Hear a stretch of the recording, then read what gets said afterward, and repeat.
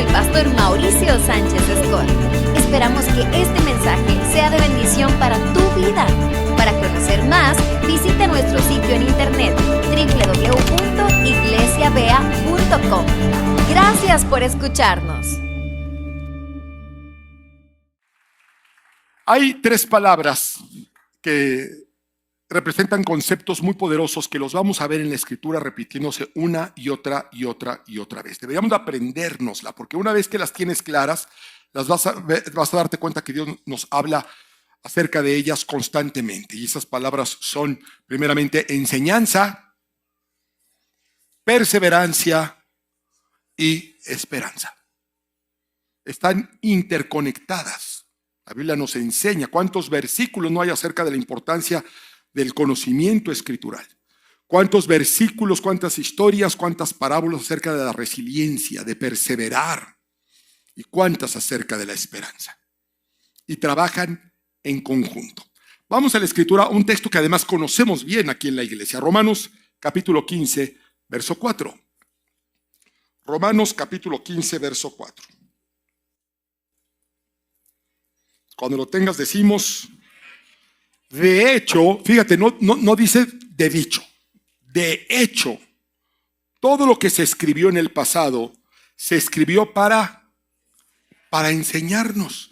Aquí el apóstol Pablo está hablando del Antiguo Testamento, porque el Nuevo Testamento todavía no terminaba de escribirse. Está diciendo a la iglesia en Roma que todo, le trae una revelación, que todo lo que se escribió en el pasado, se escribió para nuestra enseñanza. Todo es la historia de Adán y Eva, Abel y Caín, Abraham, Isaac, Jacob, el arca de Noé, todo lo del Antiguo Testamento se escribió no solamente para que digamos, wow, no, se escribió para nuestra enseñanza, pero para enseñarnos algo muy particular. Dice, se escribió para enseñarnos a fin de que, alentados por las Escrituras, perseveremos en mantener, ¿qué?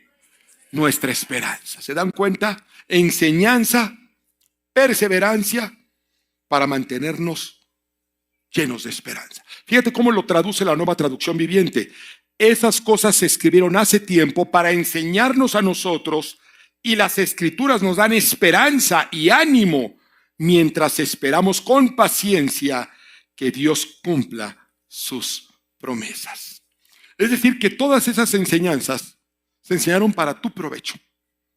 Hay algo que tú debes de aprender hoy acerca de cualquier cosa que tú leas en la Escritura. Y tiene que ver con mantenerte firme y con no perder la esperanza. ¿Por qué? Porque la esperanza es la antesala a la fe. Tú no puedes ser una persona de fe si no eres primero una persona llena de esperanza. Así que la esperanza es importante. La esperanza nos lleva a la fe, y dice la Escritura que para quien tiene fe, todo le es posible. Y la Escritura nos enseña, nos adoctrina, nos instruye en poder permanecer llenos de esperanza en un mundo que nos la quiere robar constantemente. En un mundo que pierde la esperanza. Hay personas que viven sin esperanza, que viven en la desolación, que sus sueños los han enterrado, que sienten que no hay salida. Es gente que vive el día a día como si la hubieran enterrado viva. Que yo creo que ese es uno de los temores más horribles que nos podemos imaginar. Imagínate que un día abres los ojos y te enterraron vivo. En realidad esa es la razón por la cual hay velorios, ¿sabías? En el siglo XVIII, XIX, que la ciencia no estaba tan avanzada, había gente que entraba en estados catatónicos y los enterraban vivos. Había incluso sepulturas, había tumbas que tenían campanitas o los enterraban con tubos para que pudieran respirar en caso de que estuvieran vivos y pudieran avisar que los habían enterrado por error. Y por eso es que se usó después el velar a los difuntos, para asegurarse en 3 días que realmente estaba muerto. Ya se levantó de 3 días, salvo Lázaro y Jesús. Ya, es bastante probable. Pero imaginemos realmente lo terrible de encontrarte en esa situación. Es realmente algo terrorífico. Bueno, hay gente que vive así, que no necesita un ataúd para sentirse que no puede respirar. Gente que tiene ataques de pánico, no pueden respirar. Siente que se están muriendo.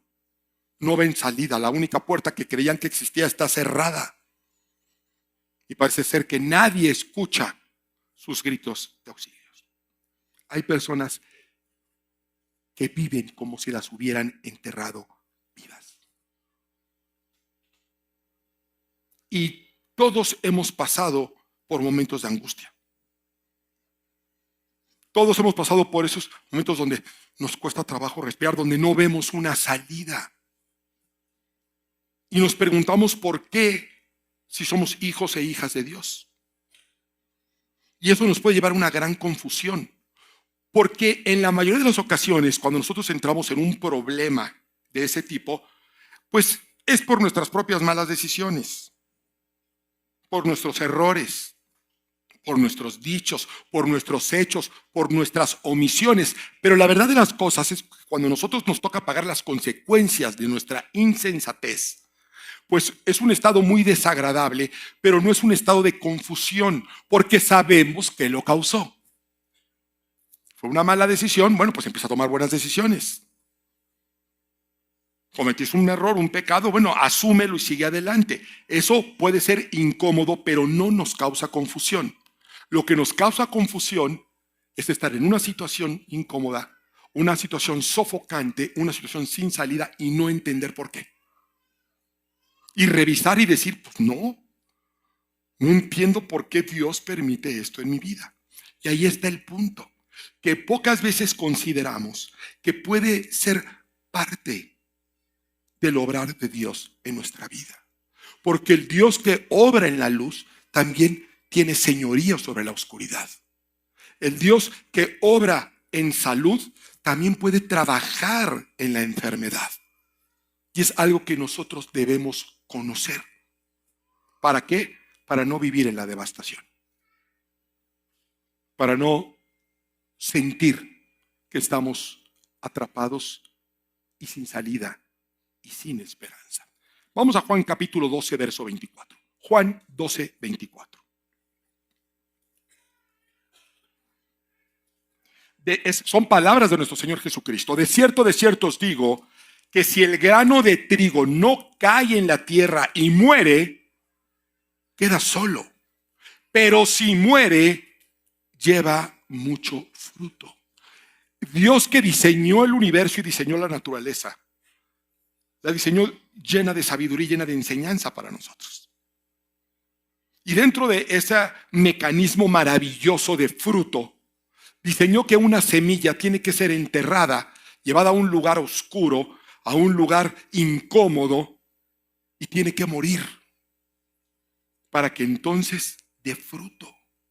Y eso suena doloroso, porque lo que realmente sucede es que primero la entierran. Imagínate, estaba a la luz del sol, sintiendo los tibios rayos del sol, y de repente se encuentra en la oscuridad más absoluta, y además llena de resistencia. Después va a empezar a perder su forma por la humedad, por la presión, y finalmente se va a romper, la cáscara se rompe. Si una semilla es demasiado dura y no se rompe, no va a crecer, no va a llevar fruto. Tiene que romperse, tiene que morir. El punto es que hay cosas que tienen que morir para que puedan dar fruto. Marcos capítulo 4, a partir del versículo 26. Otra enseñanza de nuestro Señor Jesucristo. Una vez que vemos esto en la Escritura, lo vas a ver en muchos lugares. Lo vas a ver en muchos lugares. Decía además, así es el reino de Dios, como cuando un hombre echa semilla en la tierra y duerme, y se levanta de noche y de día, y la semilla brota y crece sin que él sepa cómo, sin que él entienda cómo. El sembrar en realidad es un acto de fe, porque se siembra esperando que crezca, esperando con la esperanza de que llueva, de que no haya sequía. La siembra es un ejercicio de fe. Y tú sembraste y no puedes ver qué está pasando. No sabes lo que está pasando allá abajo. De hecho, es un milagro lo que sucede. Hay tantas cosas que yo no entiendo, pero hay algo que entiendo perfectamente bien y que a veces nosotros no analizamos. Y es que cuando un árbol crece y crece a una gran altura, nosotros pensamos que creció del suelo hacia arriba, pero realmente creció también del suelo hacia abajo. El árbol crece para arriba y para abajo. Y de hecho es necesario que crezca primero hacia abajo, en la oscuridad, en lo profundo, y en relación a lo que pueda profundizar y crecer donde nadie lo ve, en condiciones de resistencia. Ahí se tiene que abrir paso. Ya cuando salió a la tierra ya no, ya hay aire. Ya no hay nada que lo esté deteniendo. Al contrario, puro solecito y pura lluviecita. En la tierra está totalmente rodeado, lleno de resistencia. Y es ahí donde se tiene que abrir paso. Y en relación a lo que crezca en la profundidad, en la oscuridad, es el potencial que va a poder tener. Y por lo tanto el fruto. Y dice, y no se sabe cómo. Así como nosotros no entendemos cómo de repente perdimos todo. Todo estaba bien. Todo estaba en la luz y de repente nos encontramos en tinieblas. Nos sobraba el dinero y de repente estamos en quiebra. Estábamos bien fuertotes. Y ahora estamos enfermos y no sabemos por qué. Uno empieza a llegar a una edad donde le empiezan a faltar las fuerzas. Me platican. Ayer o antier me estaba diciendo mi esposa, le digo, oye, me siento yo como débil. Dice, es que debes de comer sano. Y a mí me extrañó, le digo, pero si yo como sano, a ti te consta que como sano. Yo como sano, como enfermo. A mí nunca nada me quita el hambre. Yo como en cualquier circunstancia. La cosa es que hay momentos de salud y hay momentos de enfermedad. Hay momentos de luz y ¿qué creen? Hay momentos también de tinieblas.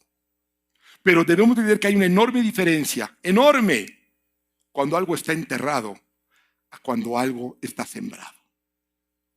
Y si usted está en manos de Dios, usted está sembrado. Usted no está enterrado. Isaías 45, verso 3. Una revelación sorprendente, extraordinaria, en una de las profecías más tremendas, que no quiero entrar ahí porque no salimos hoy, pero es una cosa de no creerse. Pero vamos a Isaías 45, 3, que es el texto clave. Es Dios hablando y fíjate la promesa. Y recordemos que si está escrito ahí, es para nuestra enseñanza, para que nosotros podamos tener perseverancia en mantener nuestra esperanza. Dense un aplauso. No está de casualidad, está para nuestra enseñanza, para que nos va a ayudar a mantenernos llenos de esperanza. Fíjate la promesa de Dios. Te daré tesoros escondidos, ¿en dónde? En la oscuridad. Te daré tesoros escondidos en la oscuridad. Es extraño leer esto, cuando Dios siempre lo relacionamos con la luz, con las bendiciones, a la luz. Abriré las compuertas de los cielos. Pero ¿qué crees? Nos deja saber que hay tesoros que Dios ha escondido y que se encuentran únicamente en la oscuridad. Se encuentran a ciegas. Te daré tesoros escondidos en la oscuridad, riquezas secretas. Y lo haré, nos dice para qué lo va a hacer. Lo haré para que sepas que yo soy el Señor, Dios de Israel, el que te llama por tu nombre. Dios dice, hay tesoros en lo oscuro, en la oscuridad. Yo los escondí ahí. Hay fe que solamente se encuentra en los momentos de oscuridad, no en los momentos de luz. De hecho, es la definición de fe. Fe es pues la certeza de lo que se espera, la convicción de lo que no se ve. Estamos ciegos. No encontramos una salida. No vemos salida. No vemos escapatoria. No vemos solución. La verdadera fe se encuentra en los tiempos de oscuridad. Ahí es donde se forja el crecimiento a futuro. Hay una dependencia que solamente nace ahí. Hay una madurez que solamente nace ahí. Y hay personas que quieren las bendiciones de Dios, la exposición de Dios, sin haber profundizado en estos temas. Hay gente que quiere plataforma, prestigio, sin carácter. Sin darse cuenta, porque luego vemos a gente muy bendecida, ¿no es cierto? Y ves el arbolote y ves el fruto, sí, pero no ves lo que había abajo. Eso no lo ve nadie más que la persona y Dios. Solamente uno y Dios sabe lo que cuesta sostener una familia, un matrimonio, un ministerio, un llamado. La gente ve la gloria, pero no conoce la historia. No es posible, no es sostenible un crecimiento a la luz cuando no hubo crecimiento en la oscuridad. No puede haber momentos brillantes si no aprendimos primero a manejar los tiempos oscuros. Antes de que David se convirtiera en una celebridad al matar a Goliat, él ya había aprendido a matar leones y osos a mano limpia, donde nadie lo vio. De hecho, es lo que va a hablar con el rey Saúl. Saúl le dice, es que tú no eres competencia para Goliat, no le representas ningún peligro. Y le dice, se equivoca, majestad, porque así como me ve, yo ya he matado osos y leones, sin armas. Y además, David lo tenía muy claro. Él tenía claro que no era por su habilidad ni por su fuerza, porque nadie puede contra un león y contra un oso a mano limpia. Dice, Dios me los entregó. Dios los entregó en mi mano. Y el mismo Dios me va a entregar a ese incircunciso. Se lo va a decir a Goliat cuando dice, tú vienes conmigo con espada, con jabalina y con lanza, pero yo vengo a ti en nombre de Jehová de los ejércitos. Él lo tenía claro, pero porque Dios ya había trabajado con él. Cuando nadie lo veía. No se le ocurrió matar al gigante y tener esa confianza y esa fe en el Señor de un día para otro. Pasó por muchos procesos y muchos que ni siquiera conocemos, aunque tenemos muchos en la Biblia. Hay que aprender a abrazar ese proceso y es algo que casi no se nos enseña. Job lo tenía claro, por eso Job podía decir, habiendo perdido familia, habiendo perdido prestigio, habiendo perdido dinero, habiendo perdido salud, dijo, Dios da, Dios quita, continúe siendo bendito el nombre de Dios. Dios no deja de ser Dios porque yo estoy en un momento de oscuridad. Dios no deja de ser bueno porque yo estoy pasando algo que no entiendo. Dios no deja de ser justo y Dios no deja de tener planes de bienestar y no de calamidad para mí, a pesar de este momento de oscuridad. Y nosotros no debemos de apresurarnos a salir de esos procesos si es que son de parte de Dios. Y si usted está confundido, es de parte de Dios. De otra manera, usted sabe por qué está donde está. Pues cámbielo. Se equivocó, pida perdón. Tomó una mala decisión, retome el camino. Pero si no sabe por qué está ahí y usted está en manos de Dios, pues es obvio que Dios lo está permitiendo. Dios lo podría sacar. Si Dios quisiera, lo saca.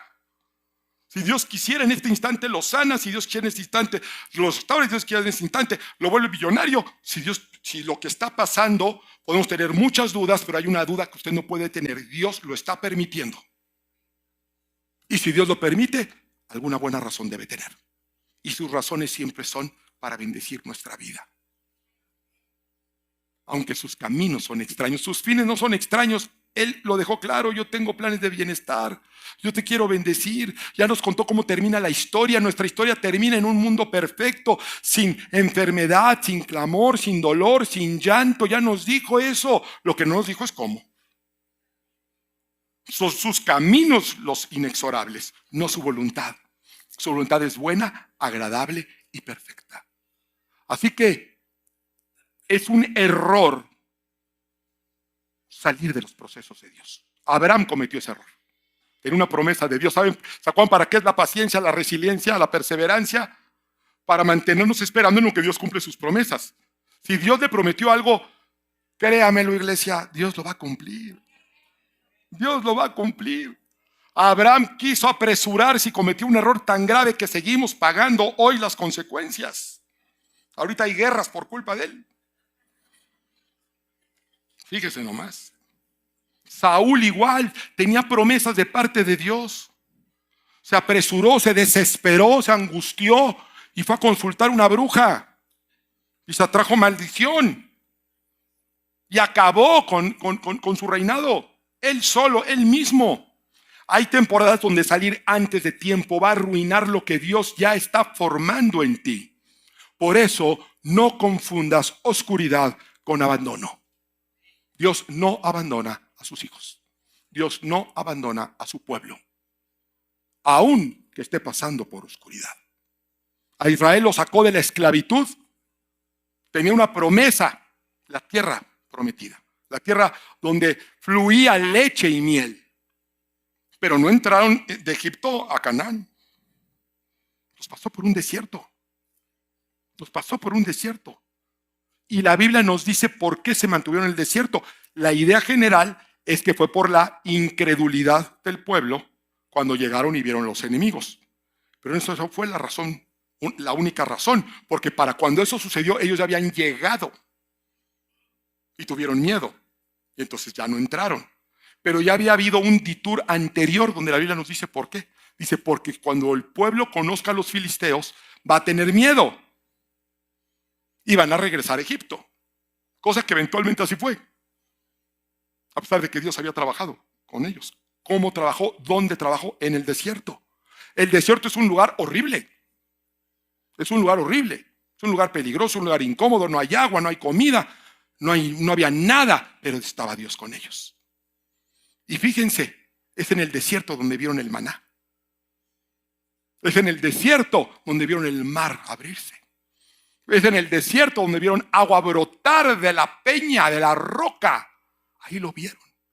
Aún hoy en día, cuando los judíos celebran sus fiestas, a lo que remiten a sus generaciones para que tengan fe, para que confíen en Dios, para que vean Dios qué bueno es, Dios qué poderoso es, Dios qué bueno ha sido con ellos como pueblo, los remiten a sus tiempos, no en el palacio, no en la tierra prometida, sino en el desierto.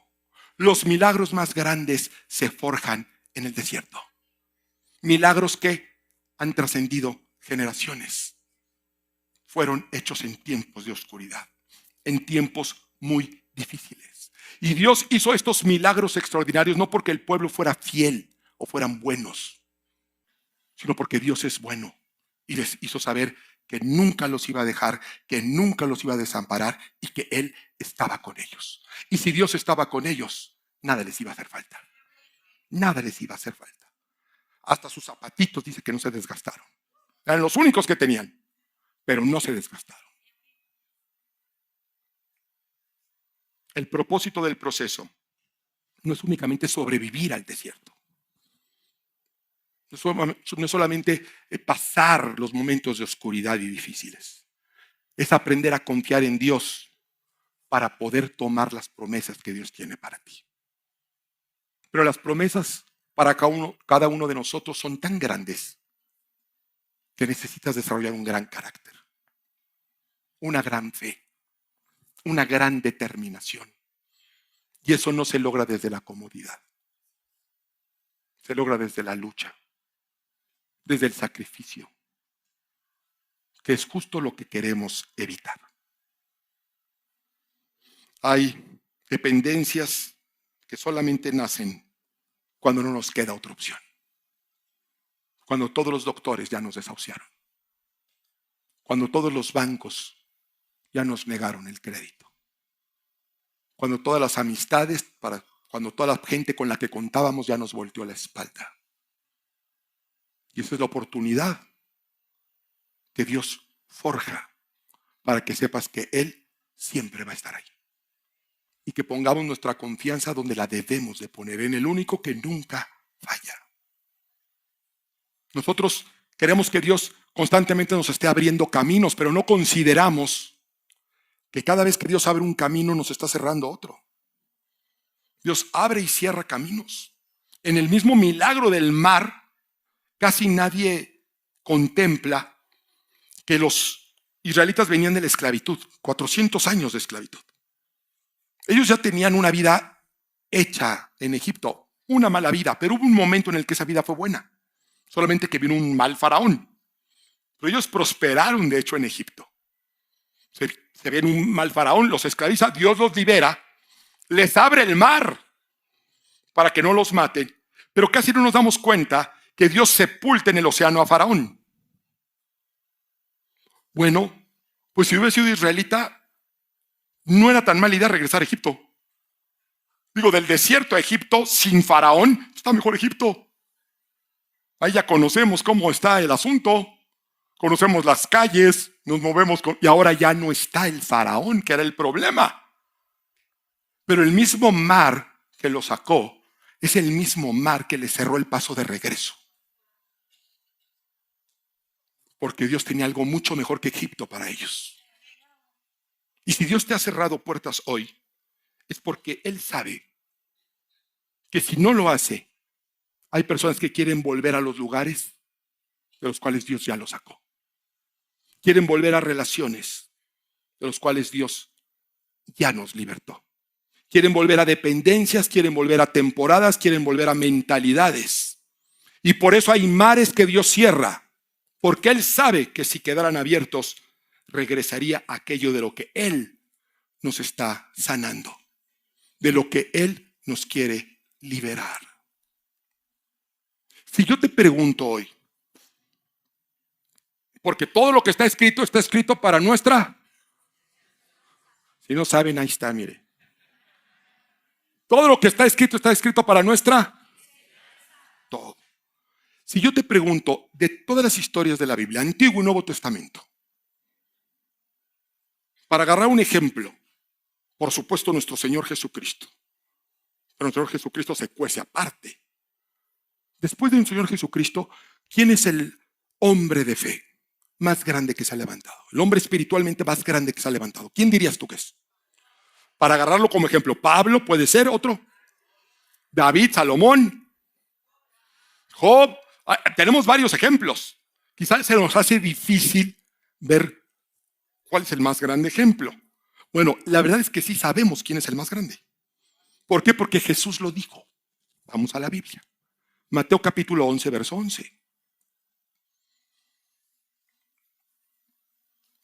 Y es alguien al que muy probablemente no nos quisiéramos parecer. Quizás nos gustaría tener la elocuencia, la teología de Pablo, el valor, el carácter de David, el liderazgo de Josué. Pero Mateo 11, 11.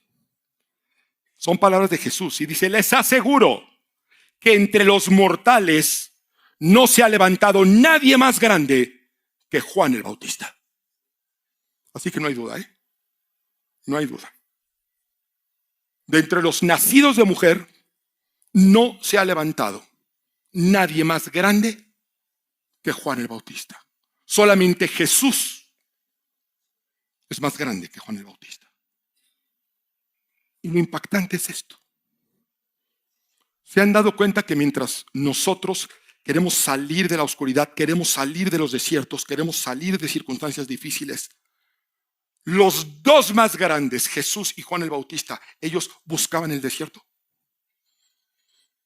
Jesús se iba al desierto. Jesús se apartaba del desierto. Juan el Bautista vivía en el desierto. Y él era de casta sacerdotal, ¿eh? Él tenía chamba en Jerusalén, en el templo. Y eligió el desierto. ¿Qué es lo que hace tan grande a Juan el Bautista? Seguramente muchas cosas. Pero creo que hay una enseñanza cuando es tan claro que la Biblia nos deja saber que él era la voz que clamaba en el desierto. Porque entendían que en el desierto se forjaban. Que en el desierto había fortaleza. Por eso, no le tenga miedo al desierto. Si usted está de la mano de Dios, no le tenga miedo a la oscuridad. Es un paso necesario para el plan perfecto de Dios para tu vida. No le tenga miedo al desierto. Mejor dígale al Señor, Señor, que muera lo que tenga que morir. Que se pierda lo que se tenga que perder. Para que yo gane. Es conocerte más. Una mayor fe. Pero queremos aferrarnos a todo aquello que Dios nos quiere quitar. en lugar de rendirnos a su voluntad. Y si nos toca una estación de desierto, la pasamos, la vamos a pasar de la mano de Dios. Los discípulos fueron en una ocasión y Jesús les dice, súbanse a la barca y los veo del otro lado. Y ellos, que eran muy obedientes, se suben a la barca y ahí van para el otro lado. Pero se viene una tormenta. Jesús estaba ahí con ellos también dormido. Y se viene una tormenta. Y entran en pánico. Y empiezan a despertar a Jesús. Primero hacen todo lo posible y cuando ven que no, ya debe ser una tormenta terrible, porque eran hombres de mar, hay que recordar eso. Van y despiertan a Jesús y Jesús dice, ¿qué pasa? ¿Por qué me despiertan? ¿Cómo que por qué te despertamos? Es nomás la tormenta que nos vamos a hundir. Y fíjense nada más. ¿Realmente qué pensaron los discípulos? ¿Se imaginan el diario de Galilea el otro día? Jesús murió ahogado con sus discípulos. Es absurdo. Por eso Jesús estaba dormido y por eso le extraña. Y de hecho los regaña. Para eso me despiertan hombres de poca fe. Si les estoy diciendo que nos vemos allá del otro lado, déjenme dormir, estoy cansado. No va a pasar nada, se van a mojar, se van a agitar tantito, pero ustedes piensan que se van a ahogar conmigo en la barca. Ustedes piensan que esta barca está a merced de la casualidad, que una tormenta puede con mi voluntad. Y nos reímos de los discípulos, pero nosotros estamos peor. Estamos peor, porque nosotros tenemos al Cristo resucitado. Solamente en la oscuridad se conocen las riquezas ocultas. Una riqueza incalculable que solamente la escasez, la necesidad, el dolor, el sufrimiento momentáneo nos dan. Y esas riquezas ocultas son dos.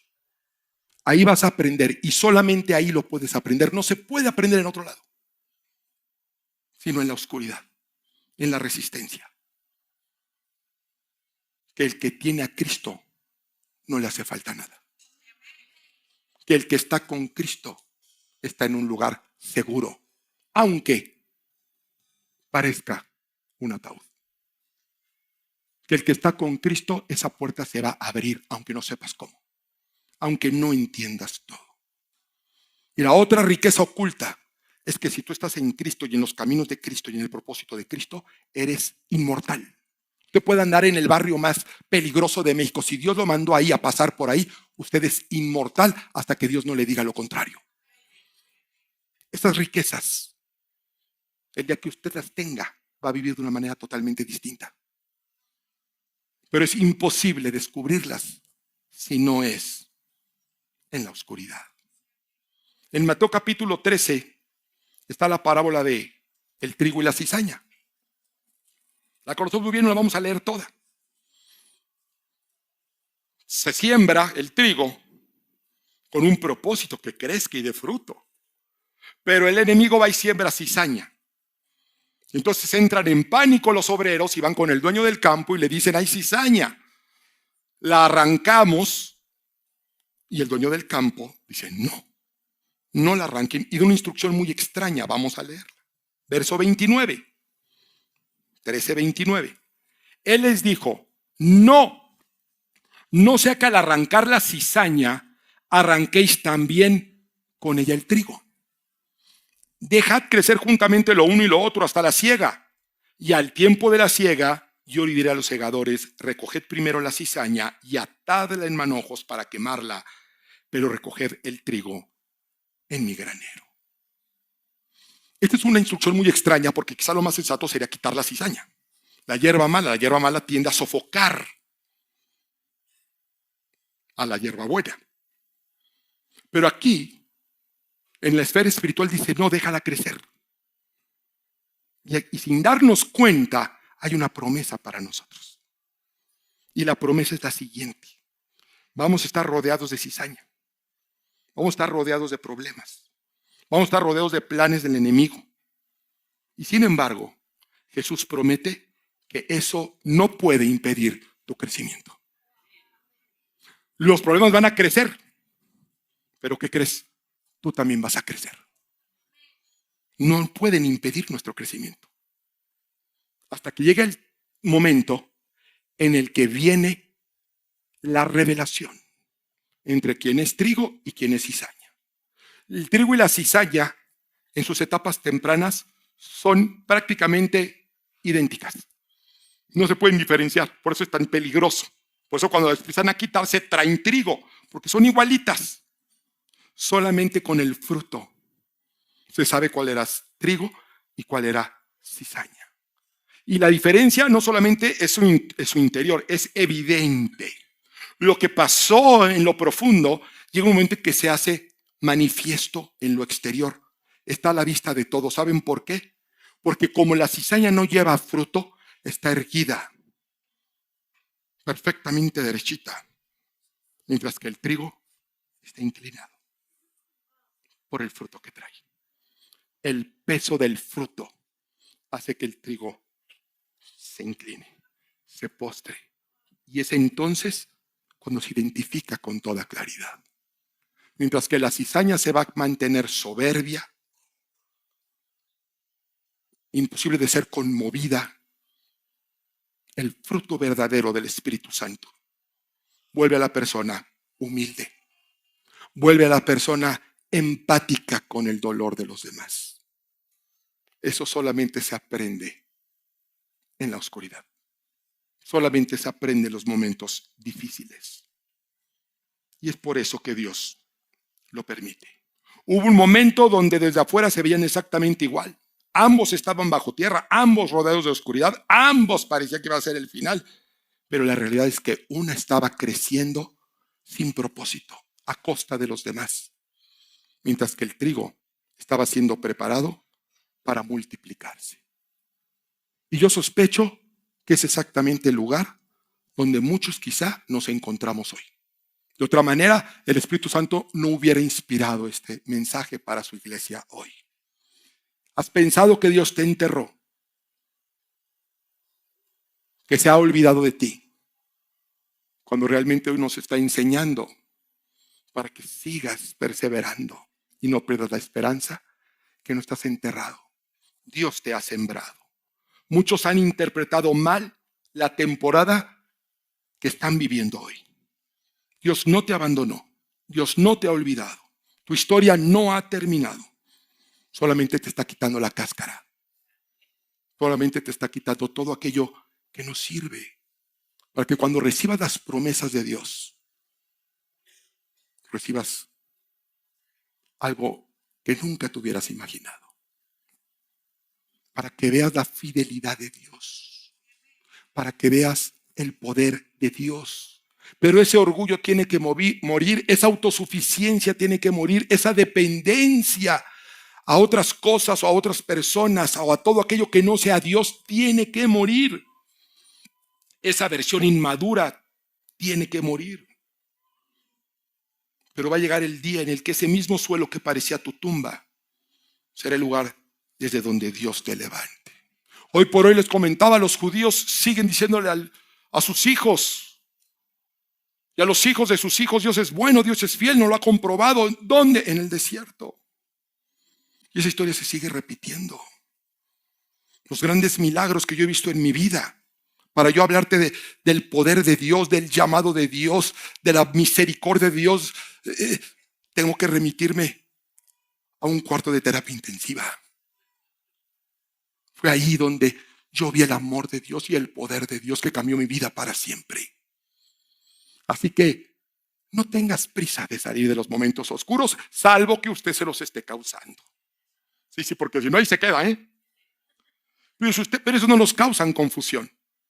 Estamos pagando las consecuencias de nuestra insensatez y punto.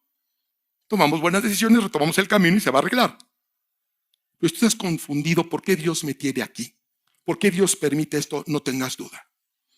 Dios está trabajando en ti para que crezcas y des fruto al 30, al 60 y al 100 por uno. Y algún día esas personas que hoy te dan por enterrado, que hoy te dan por muerto, que hoy te dan por fracasado, vean un árbol levantarse a una estatura que va a alcanzar generaciones. Así que aquellos, dígales, me das por muerto, me das por enterrado. Espérate tantito. No estoy muerto, no estoy olvidado, no estoy enterrado. Estoy sembrado por la mano del Dios Todopoderoso. Y solamente es cuestión de tiempo para que ni sabiendo cómo, ni imaginándome por dónde va a venir, va a brotar la salida que Dios dispuso de antemano. Fíjate que lo que Dios quiere trabajar en nosotros es en dos cosas. A cada uno de nosotros en nuestra propia circunstancia, pero son en dos cosas: fe y obediencia. Hacia ahí te quiere llevar. Fe y obediencia. Cada uno de nosotros tiene que ejercer un tipo de fe y un tipo de obediencia. Para eso son los momentos fuertes, duros, difíciles, oscuros que Dios nos permite vivir. Y con esto termino. Cuando Dios le dijo a Moisés, vas a sacar al pueblo. ¿Pero es que viene el ejército de Faraón? Sí. Escúchame bien nada más y pon atención. Vas a sacar el pueblo y te vas a ir geográficamente por este lugar. Y dice la Escritura que se dieron cuenta que no era muy buena idea, porque estaban entrando a un cuello de botella, donde los iba a agarrar, porque justo iban al mar. Entonces llegaron a un punto donde Dios coloca al pueblo entre el mar y el ejército del Faraón. Pero Dios le había dicho que ahí quería que estuviera. Y Moisés obedeció, dándose cuenta que como que iba a ponerse entre la espada y la pared. Y sabemos, nosotros ya conocemos la historia de Moisés. Dios abre el mar. Lo que casi nadie se da cuenta o casi no se predica, debemos de predicarlo más, es que la Biblia dice claramente que cuando el mar se abre, había un firme para que pasara el pueblo. Porque el suelo oceánico es irregular. Hay montañas. Las montañas más altas del planeta Tierra están en el fondo del mar. Pero ¿qué creen? Había un firme. Había un camino. ¿Se han puesto a pensar que Dios puso ese camino ahí cuando estaba formando la tierra? Que Dios hizo la tierra y con su dedito de haber hecho así, ¡fum! Aquí voy a sacar a mi pueblo un día. Y después de que hizo el camino, echó los océanos. Y ahí estuvo oculto, bajo millones de toneladas de agua, una salida, un escape. Bueno, Dios, desde antes de la fundación del mundo, marcó la salida. Tiene tu salida, tiene tu solución. No perdamos la fe. Seamos obedientes. Que Dios nos dirija a donde nos tenga que dirigir. No tengas miedo de lo que se pierde en el camino. No hay nada que se pierda que Dios no te lo pueda multiplicar por 7. No estamos enterrados, estamos sembrados. Que Dios nos bendiga.